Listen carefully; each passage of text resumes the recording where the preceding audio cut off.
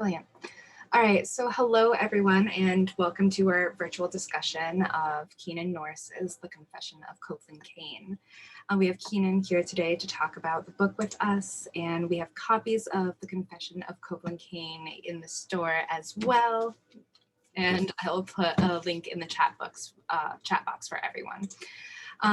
So Keenan Norris teaches American literature and creative writing at San Jose State University. His novel Brother and the Dancer won the 2012 James D. Houston Award, and he served as editor for the anthology Street Lit, Representing the Urban Landscape.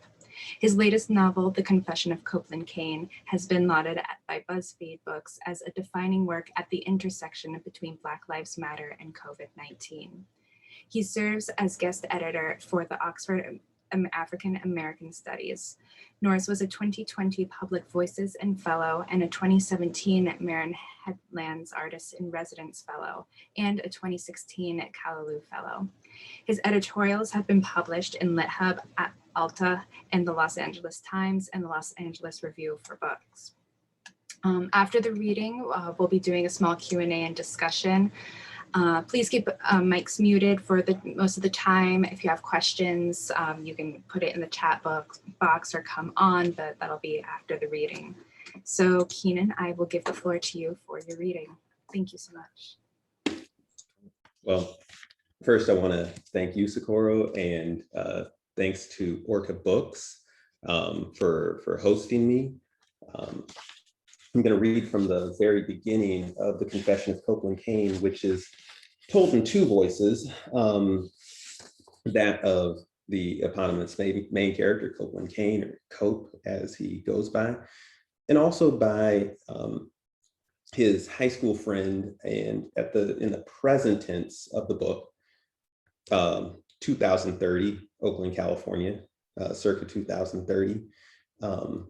Jacqueline, who is at that point in college, Cope's former high school friend, now college, who's now a year ahead of Cope and in college. And the book begins with Jacqueline. Don't worry about who I am. Like Copeland would say, don't vex, or do it on your own time, and about yourself. Don't vex me. I have enough to worry about all by myself. I stayed up all night last night with my thoughts, and on this sleepless morning, they are still with me. Maybe I should say, yes, I'll make this recording and risk my reputation and possibly my freedom in the process. Or maybe I should tell him to turn himself in. Make sure to text it to him, put it in writing, so that law enforcement doesn't go getting his Black people confused. Who am I? I could say more about myself, but it would only reveal my methods of misdirection. The real tell is what I decide to do with this dilemma that this boy has decided to drop into my voicemail like an orphan child onto my doorstep. If I put my student journalist suit on, there's no way I can say no to the wailing child. Now, not when his story has all but knocked on my door and asked me to tell it. Not when his story could make my career before I've even made it out of college. And all I have to do is hit record. That's a question, not a statement. That's all I have to do. I have no idea what to do, let alone what comes next. Only the Cope's got to talk to someone, got to tell the story to someone, to everyone. After all, law enforcement via Soclear has wasted no time telling theirs.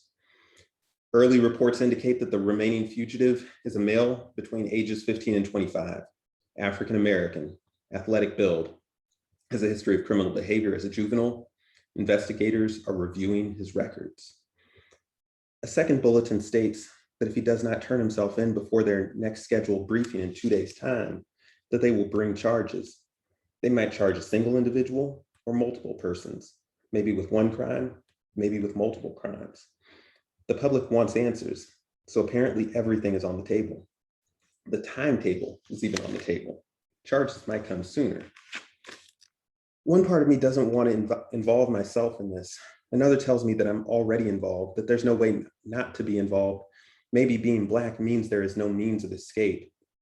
I'm always implicated, even when I have no connection to the crime, even when it's only my heart that keeps me here, thinking, questioning, fighting myself over freedom.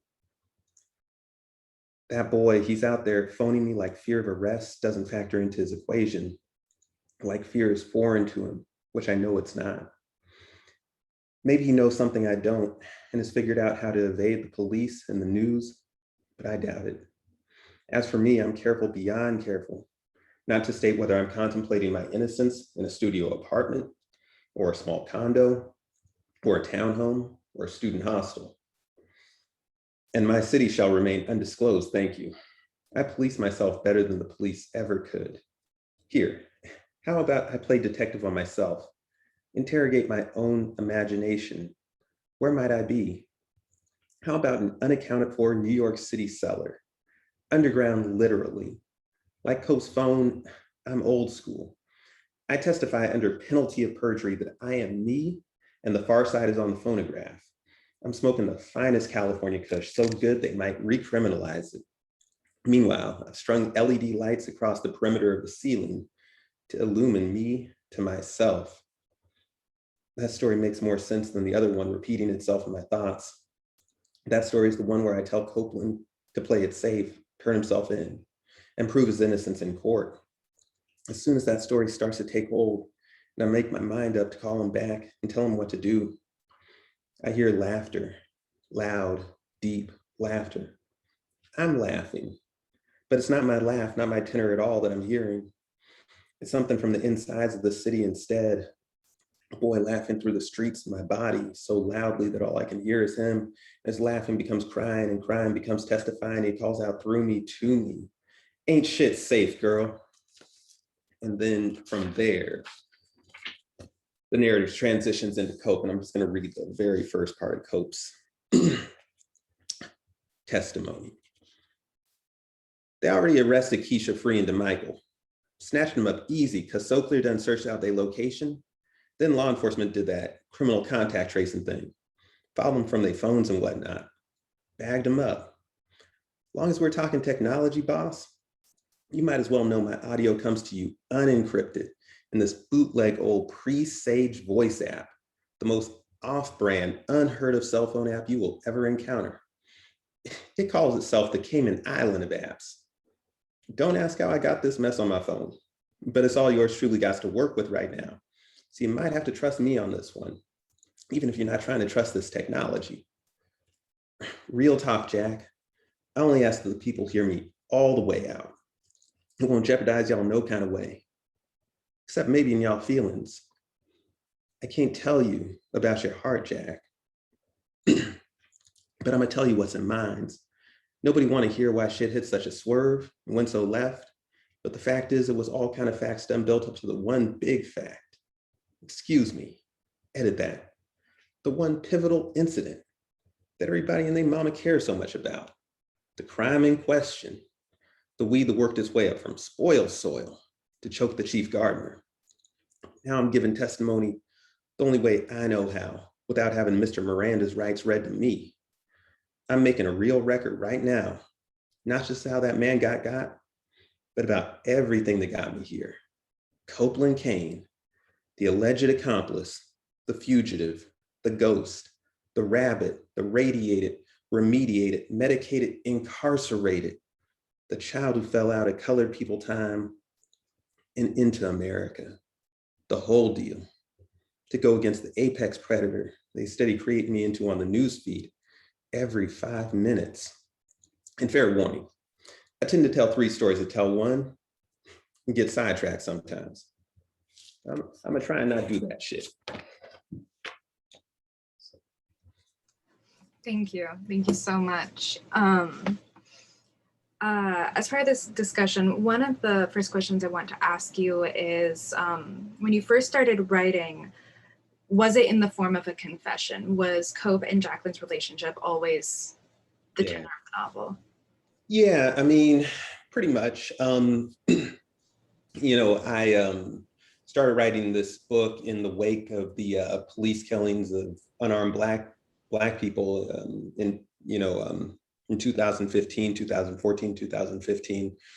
Walter Scott, Eric Garner and many others. And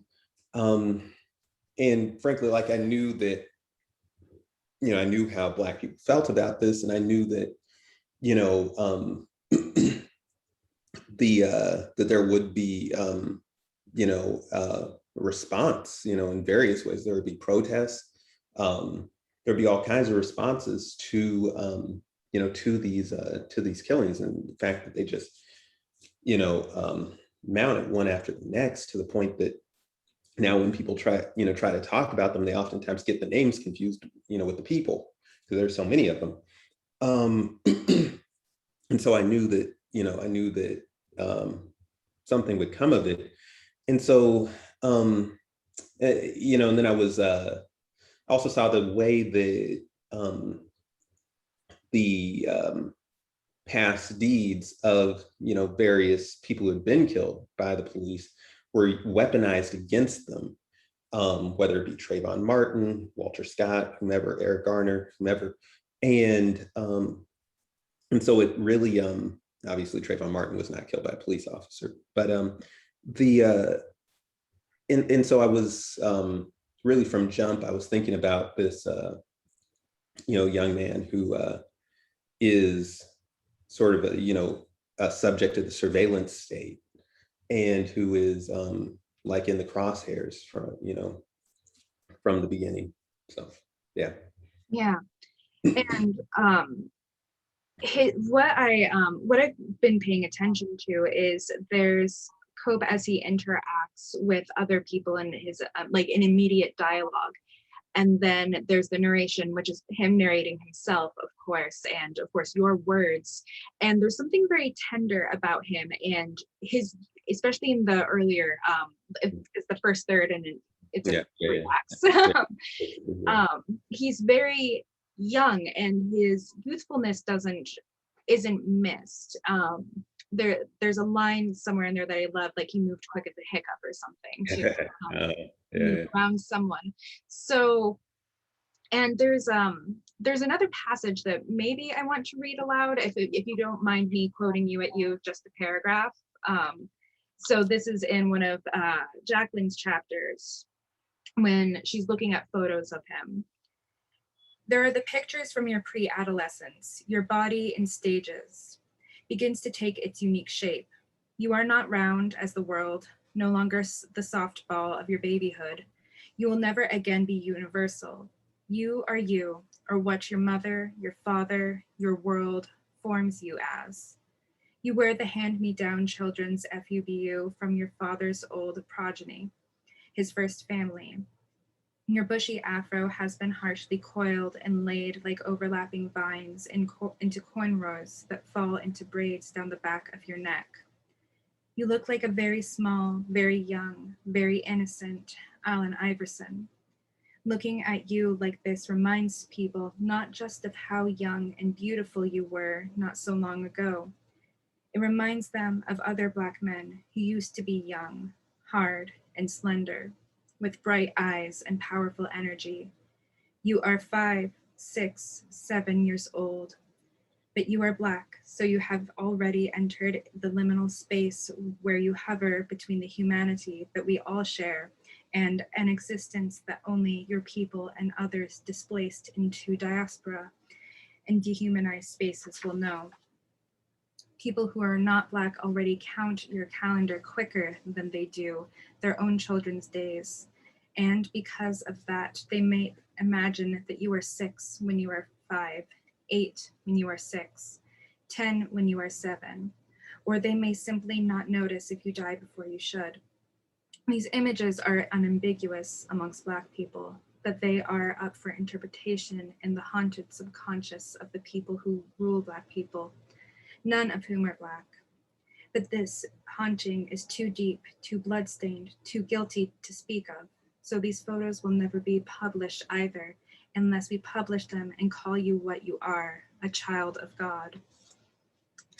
So you really, in your words, show us his childhood and his youth and his tenderness. And I wonder what it was like for you writing around it, and what conscious decisions you were making when you wanted to really encapsulate this was a child. Yeah, yeah. I mean, I think, thank you for reading that passage. That, as you know, comes from the second of Jacqueline's interjections, right? And it's kind of this soliloquy where she is contemplating these photos of Cope, um, both photos that have been disseminated in the media, as a result of his fugitive status, and all that, and then photos, as says in that passage, that only his family and friends have access to. And so I'm I guess when I think about that passage and also about the first third of the book, um, I really love Saul Bellows' The Adventures of Augie March, and especially like the first 50 pages of that book, to me, are some of the best writing I've ever read. And that's really, the book kind of goes off into like, it loses the thread a few times later on. But for the first part of the book, where Augie is just growing up in Chicago, really just always stayed with me.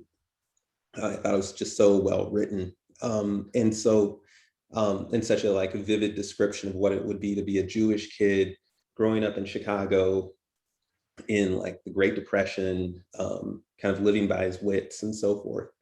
And, and so I always kind of wanted to write a character like that. And so there was some inspiration there from Saul Bellow. And then, just I got some stories to tell myself. And so I wanted to really take some of these, really vivid stories of a East Oakland childhood, that is like where the coordinates are barbershops and school yards and buses that run late continually, and just all the kind of pieces of this inner city existence, and start to build Cope's character from that. I found the many of the scenes to be very poignant, and to kind of to essentially show who this kid was before the world kind of got their hands on him. So I would say this too, that that because the media, because law enforcement has leaked Cope's juvenile criminal record to the media, and the media is publishing his juvenile criminal record, which is illegal, but is often done. It's done to Trayvon Martin, first of all, has been done to other people. Cope decides, because they're not sticking to, just what happened on that fateful day where this cop was shot, at a protest rally, right, where Cope and several of his friends, as well as many other people, had marched to protest the murder of of Miguel and other Cope's friends, what do I want to say, by a police officer. When all that happens, when all that happens, and Cope is kind of placed in the this position to where he realizes that the police are are not going to stick to that, but are going to try to like tell this totalizing story about who he is. He realizes he needs to take control of his own narrative and tell his own story, right? And so really everything up to the point where he goes to juvie is that kind of sort of a calm before the storm. And so it was just wanted to tell about his life as kind of purely as possible before all this other stuff comes in. Yeah, and let the purity be in his own words, especially when there's bits of information like his first the first notch on his criminal record is when he's 1 year old because there was an algorithm error, which was like, it's an absurdity that you like, there's almost like this gut laughter until you realize like that it's actually in a gut anger, and the laughter is this uncomfortable anger of like, how could that happen to an infant? Yeah, and I also that didn't take much fiction. That's actually factual, right? The California Gang Database included, thousands of almost exclusively Black and brown infants, based on the algorithm. I think just took into account zip code and and a lot of prepubescent kids were placed on this and even toddlers were placed in this California Gang Database. So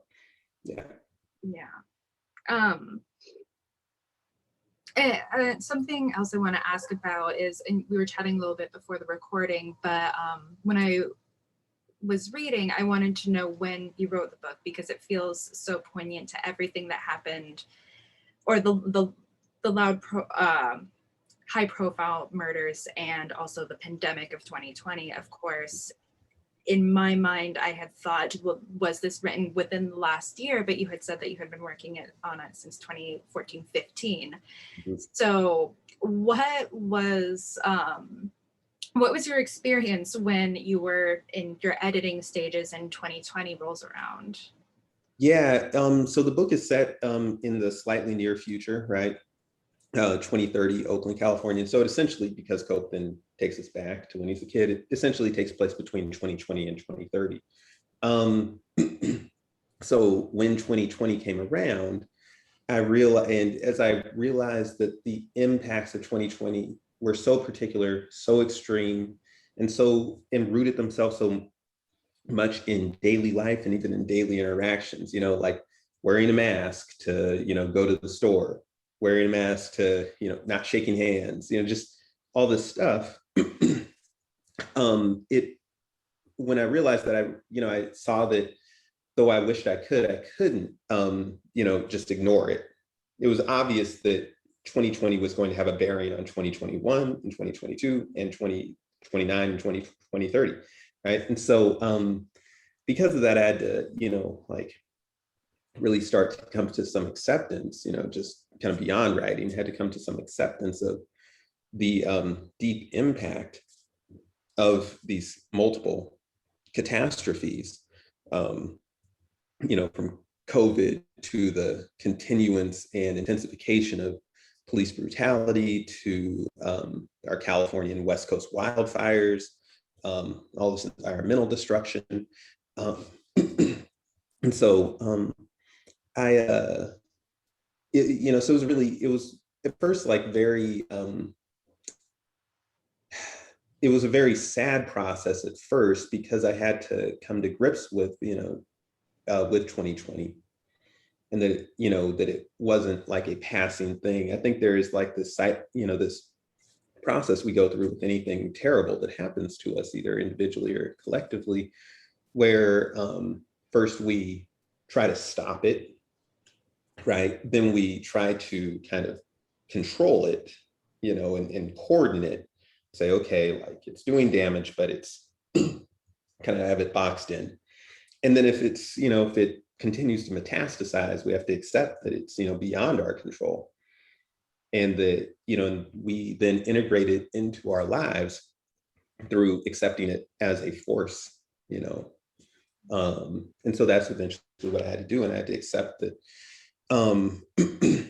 both in my personal life and on the page, that this force, would have to be acknowledged and would have to be written into. It couldn't be run away from. And so I just jumped into it. I realized that things like masks, while obviously inconvenient, do have, in literary and dramatic terms, there's like this duality, right? A mask conceals identity, right? It conceals motives, right? And all that type of stuff. But a mask can also, especially in the 2020, 2021, COVID context, be a signal, a symbol, right, of care for other people's well-being, right? And so that kind of duality and, that contradiction within the symbol, I thought was really, really interesting. So I kind of just started to think about and dig into each aspect of the book, and of the ways that 2020 impacted the book. Yeah, that's really lovely. I hadn't thought about it in such certain words, that it's this duality of hiding. The identity is shielded, but it is a symbol of care for other people,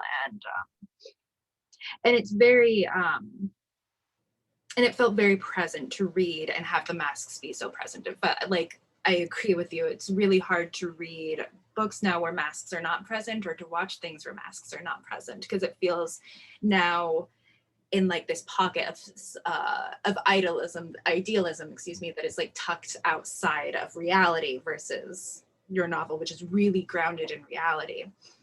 I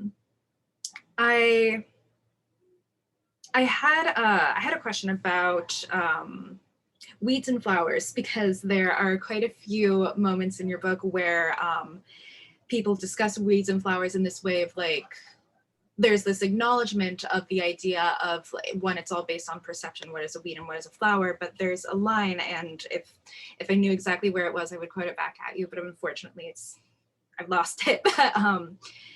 That it's something along the lines of, the weeds are not weeds, the weeds are just flowers that have become overgrown and reached up to choke the gardener.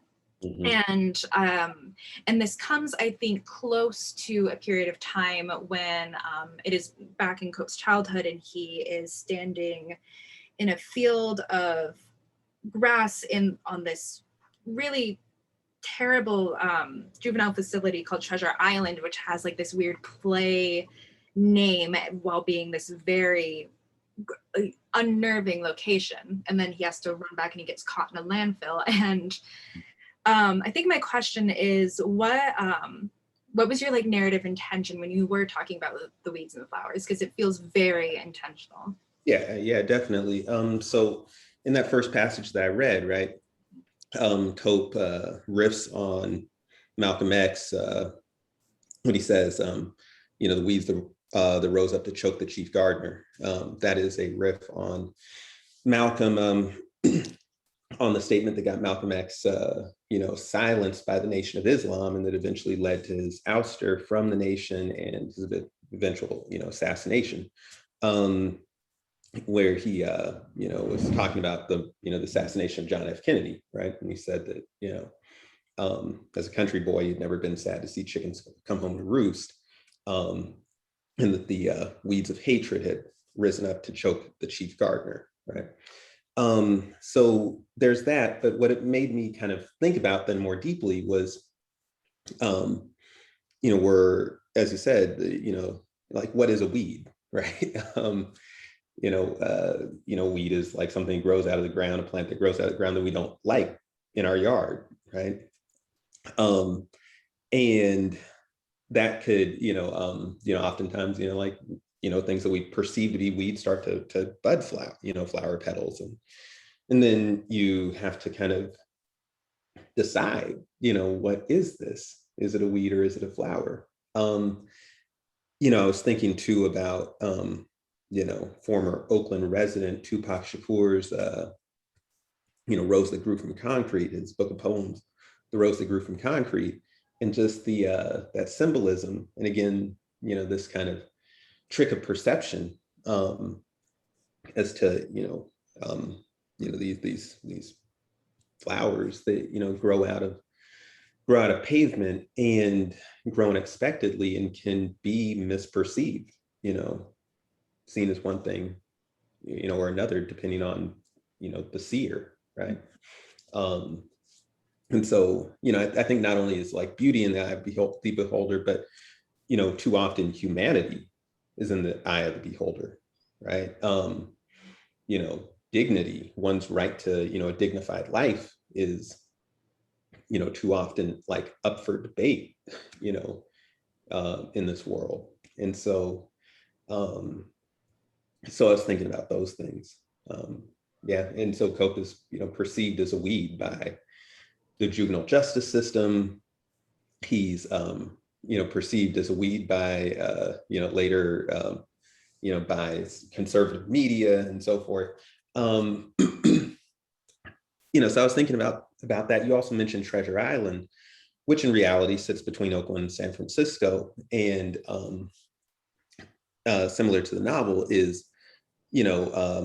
large part of it is, nuclear, is contaminated with nuclear waste.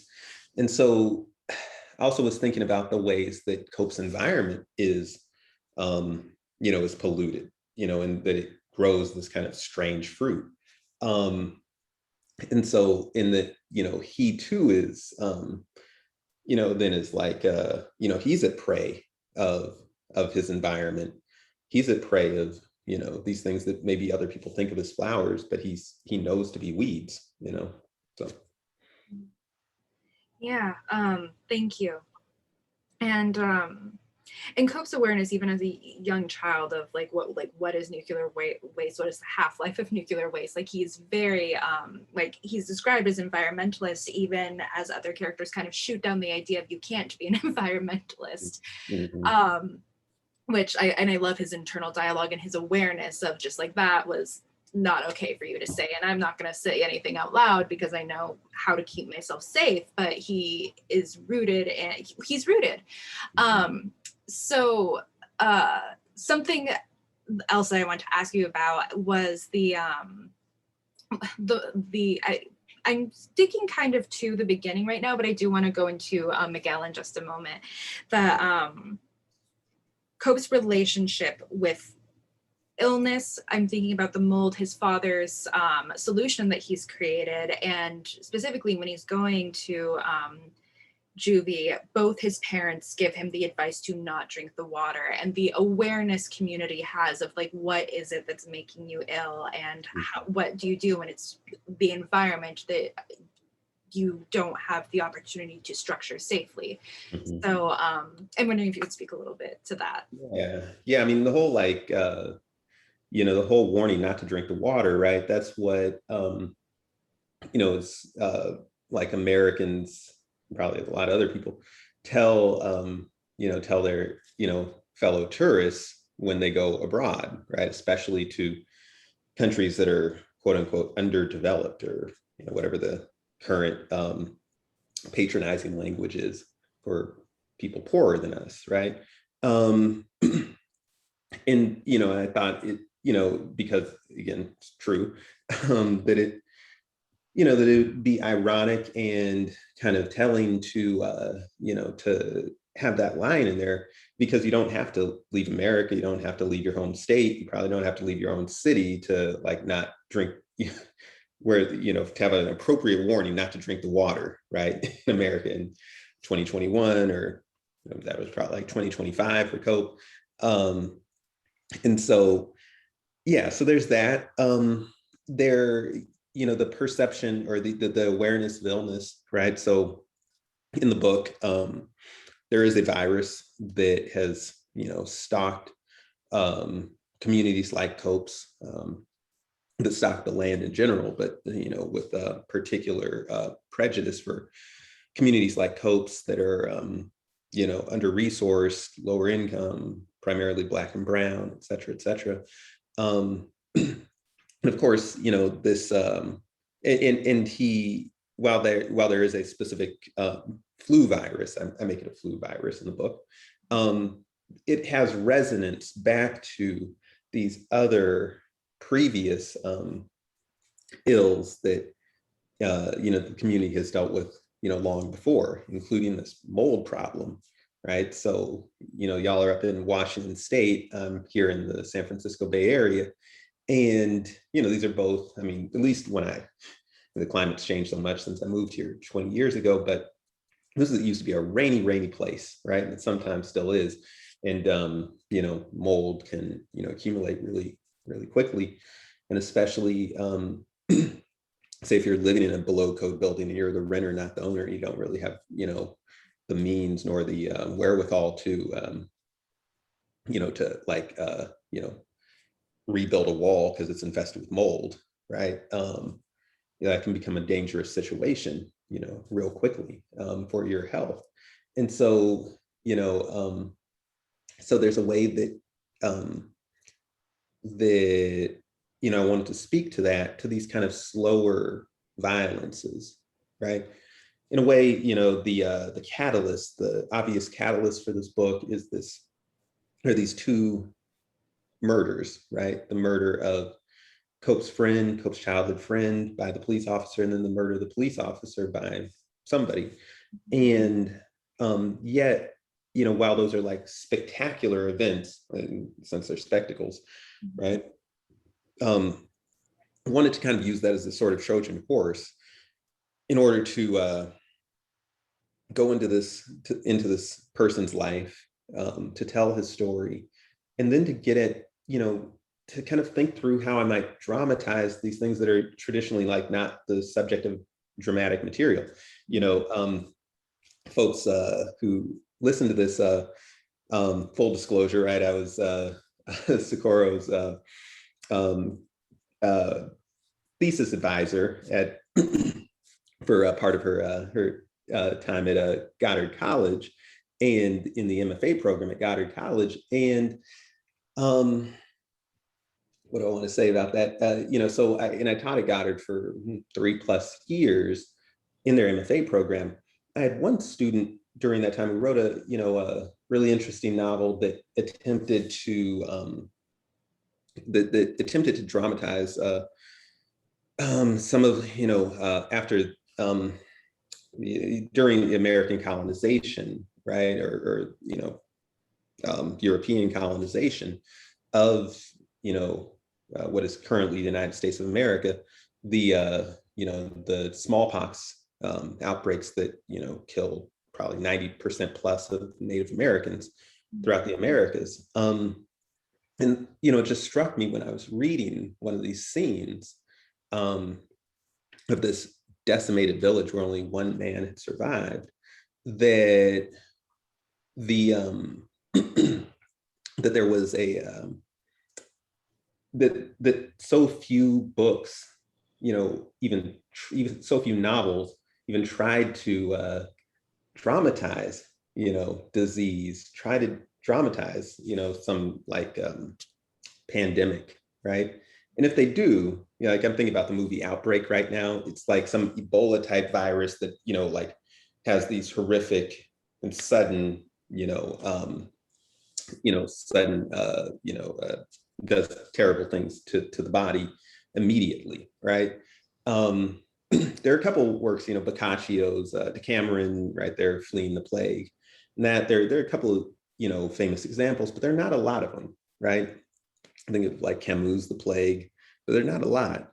And generally, it doesn't have to do with this kind of like slow rolling, kind of infestation, but that's generally what is, has these like really negative long-term effects on people's health, and especially, more disadvantaged people.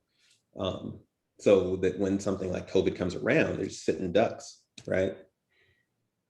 Yeah. So I want to get at that.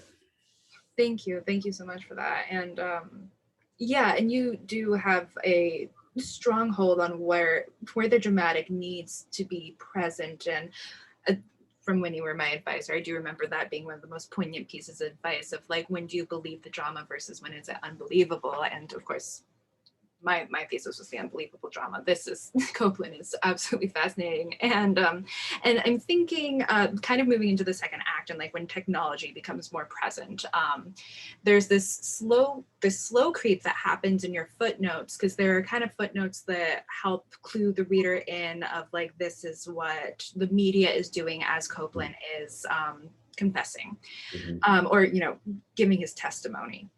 And there's a moment, and it's it kind of, the footnotes have a certain tenor, and there's a moment where there's another footnote that very much so reads as like an angry tweet or an angry Facebook post, and it's incredibly malicious. And I'm thinking about how like virus and sickness carries into the technology. So we kind of move from Cope in his environment, the mold, the radiation, and going into like more high profile and how we all interact with technology and how it gets pretty vicious just with language, only with the words as far as technology goes.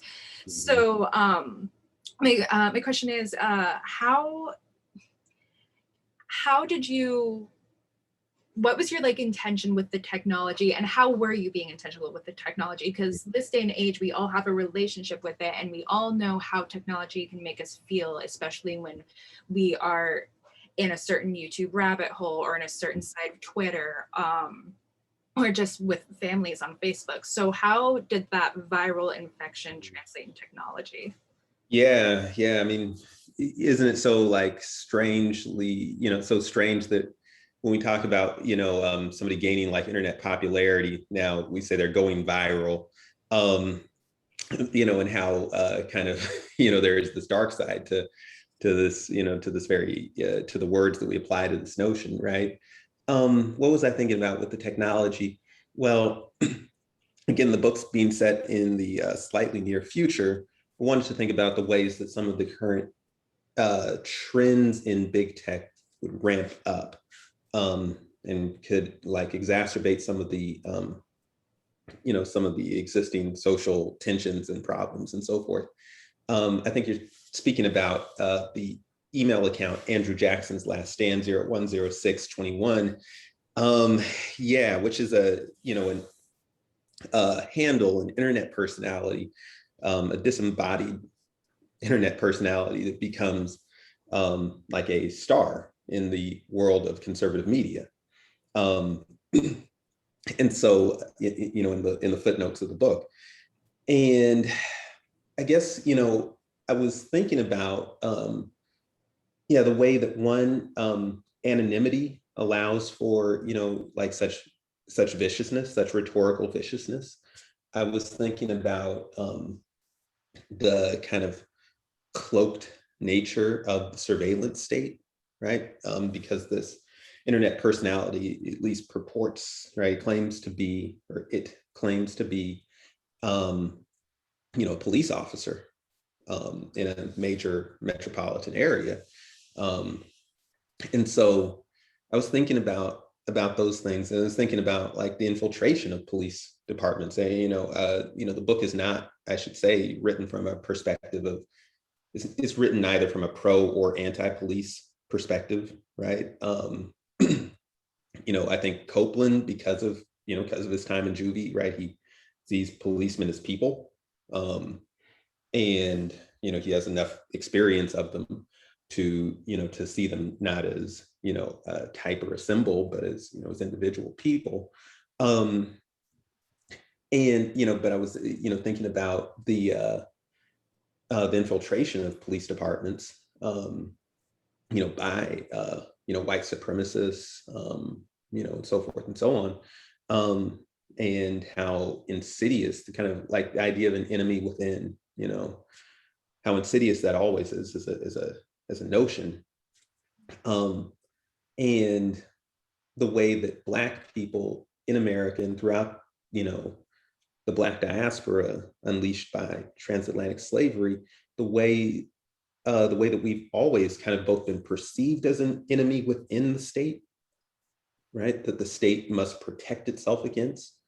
Now, we've always known that the state is, the state, and oftentimes many of the individuals within the state are an enemy within that we must face, right? And so, so I was thinking about all that. And just to have it like in the footnotes, I know it's disturbing for a lot of people. I've encountered a lot of readers who are like, yeah, I stopped reading that part of the book because it was really disturbing to me. And because you have like Cope's narrative, which has a lot of sadness and tragedy, but it's also got his humor and his, just kind of his energy. And then you have this like very, this much more malevolent undercurrent. Yeah. And so, yeah, so I was really interested in, in kind of trying to speak to that, kind of part of our existence that is, that seems so abstract, but, it's also very real.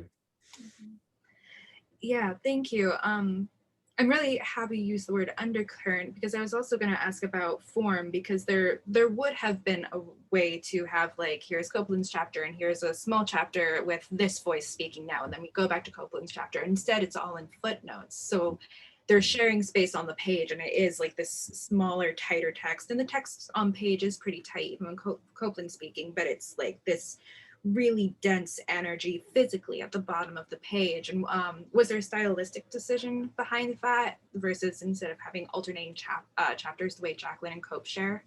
Yeah, you know what I wanted to do originally with it? So for people who are, I know you can't see this, but you see the footnotes here.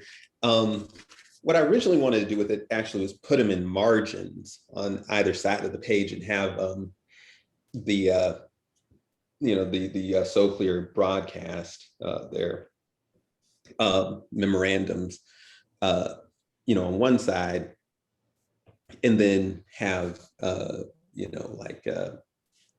Andrew Jackson's Last Stand on the other, where once it crops up. But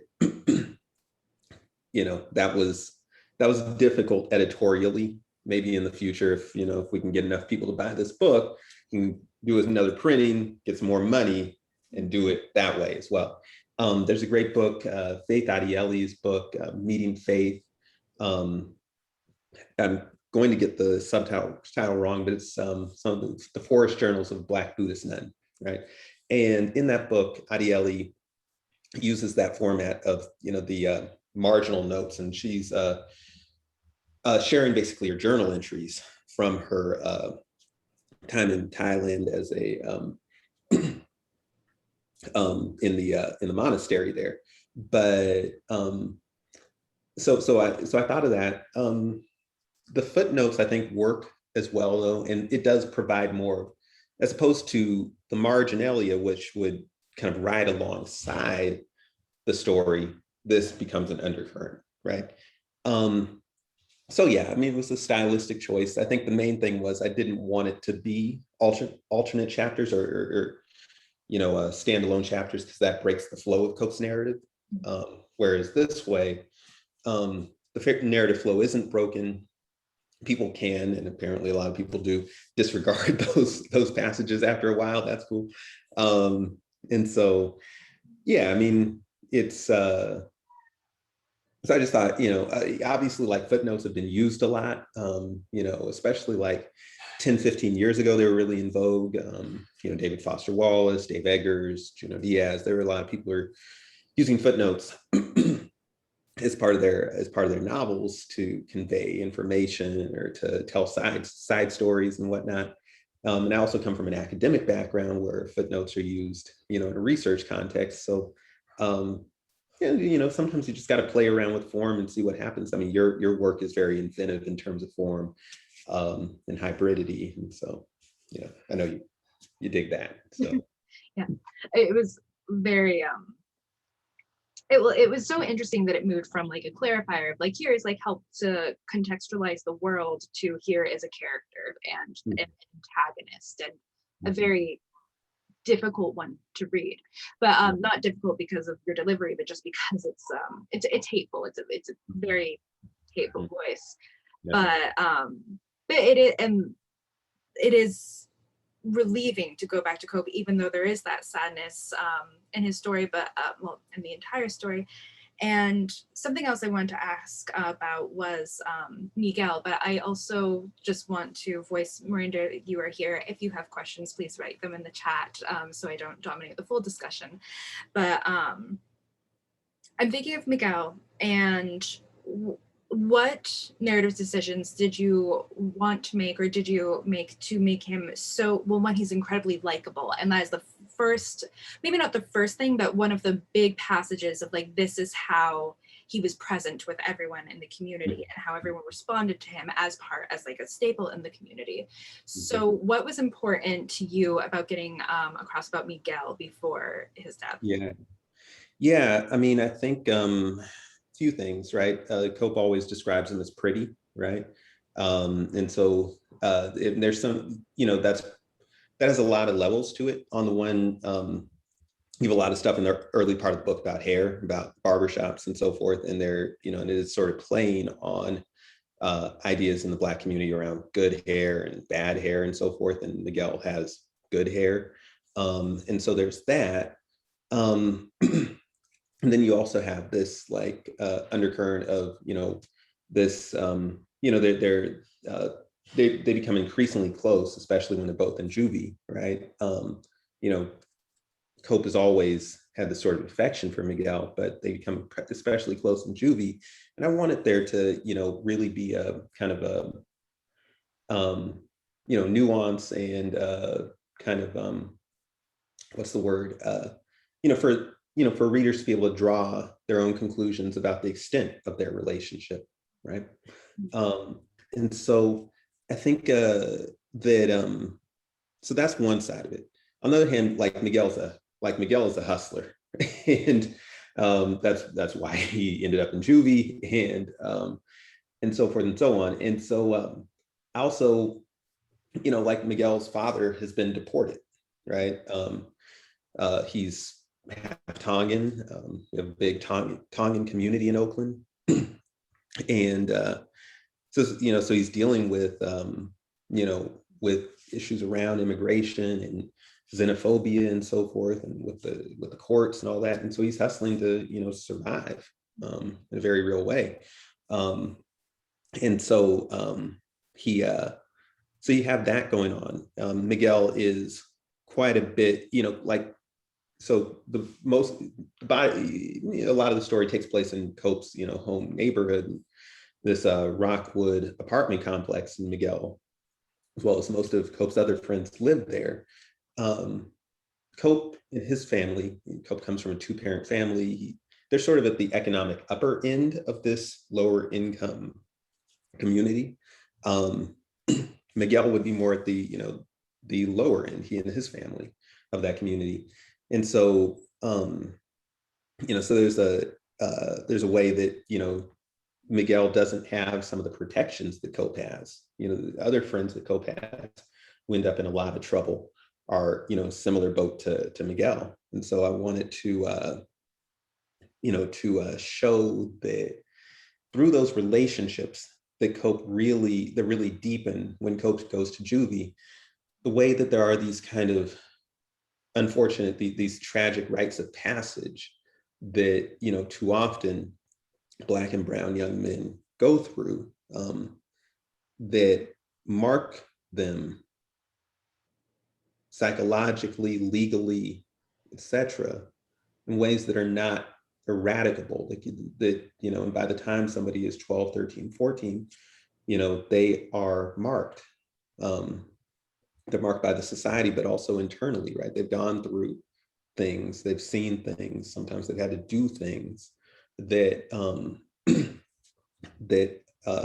not only have taken away their so-called innocence, but that have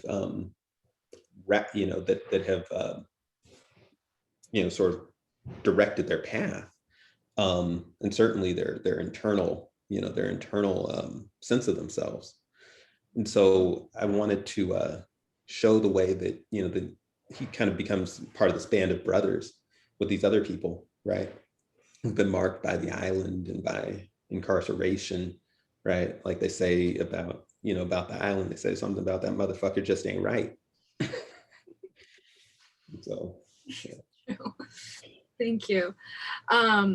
So we're coming to time, and I think I wanted to ask one more question about the technological aspect of the books, especially in the latter half, and the surveillance state, and how Cope is avoidant of the surveillance state due to dated technology, and versus how in our world it's really becoming unavoidable. Right. So I think I wanted to ask you about, was there any tension between like a fable about technology in here or a moral about what do we do when we have this tool that hypothetically should have really given us access to be empathetic with each other, should have really given us access to like communication and education and to share resources that maybe are not tangible, or even to be a tool to collaborate and share our tangible resources. And instead it became about monitoring. If you could speak to that a little bit. Yeah, I mean, I think that is the like duality and the tension of technology, right? Is that anything that can be harnessed for, harnessed so powerfully and so in such new and unfamiliar ways can be harnessed to great good, can also be harnessed to create many harms, right? And so Cope's very aware by 2030 that his cell phone is a tracking device, and that when he becomes a fugitive, that would, even before he's a fugitive, with some of the other little scrapes he gets into, that it that it can be used to surveil him. In fact, that may be its chief purpose. While we think we're like just getting our dinner from DoorDash or whatever, there's something else going on, right? So I don't know. I think that Cope sort of by chance, and without giving away too much, right? By chance, Cope finds a way out of the surveillance state, right? He finds a way out of the kind of technological matrix that has been set up to keep us, keep the state apprised of our every move. And I found, and so I wanted to kind of theorize around that, and and hopefully have the reader draw some of their own conclusions about what an escape from this world might look like, and what it might entail. In terms of, in terms of just what our technology is doing to us, I guess I just see it in context of all the other technological revolutions that have come before, right? You get out of like the printing press, you get great works of literature widely distributed, you get some democratization of religion with Martin Luther and his theses on the door and translating the Bible into German. But you also get a lot of really terrible things that come out of it too. At the same time that European literacy is rising, right? People, former peasants are working the docks and becoming merchants and cataloging, right, the transport of African slaves, right? European literacy rises in direct, right, correlation to African slavery. You get the, with the, Industrial Revolution, right? You have, similar like great technological advances, and, at the same time, the kind of diminishment of so much human potential through, like this sweatshop labor, right? And it goes on and on and on. So I just think, like we invent cool new stuff, but we are still who we are, right? Made of the same human material we've always been made of. Yeah, that was beautiful. And I think that's a beautiful place to end. Thank you so much for being willing to participate in this discussion. And again, Orca Books is physically carrying copies of the Confession of Copeland Cane, so please come up and grab one, and also available to order online through Orca Books. And No Name Press did a really beautiful job, not only like just in the cover, but like the book itself has such a texture that is just very pleasing to read and hold. So thank you so much, Keenan, and we'll see you all next time.